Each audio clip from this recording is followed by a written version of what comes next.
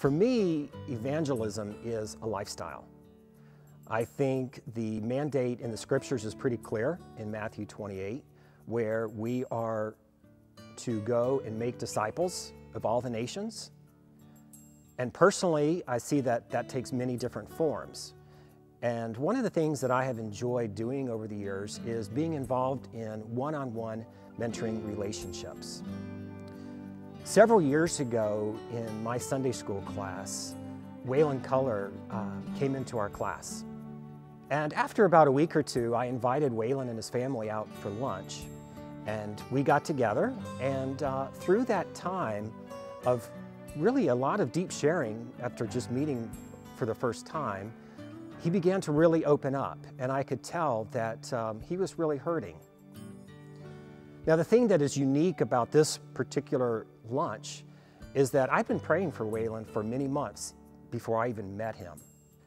So after we finished with lunch, I got in the car that day and I told Miriam, I said, wow, I said, that is the person who God wants me to disciple.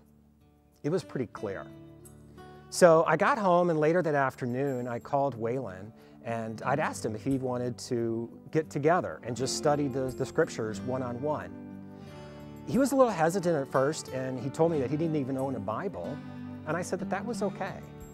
So we began meeting one-on-one every Saturday morning at 7 a.m. for about an hour, hour and a half. And about a month or so into our time together, he asked me a question. And this is difficult for me to talk about, but he had told me that he was running a marathon on behalf of his son, Blake. For those of us who don't know Blake, Blake is no longer with us, he's with the Lord, but he had Duchenne muscular dystrophy.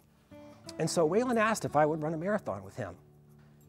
So starting the next week, we got together and we started running. And so we were actually going through our Bible study together as we were running, as you go in Matthew 28.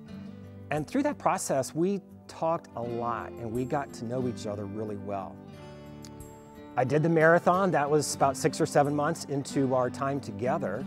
And shortly after that, Whalen accepted Christ. After that, after a while longer, Blake accepted Christ and he was baptized in this church. It's really encouraging to see a family come to Christ and to know that we and you are making a difference for eternity.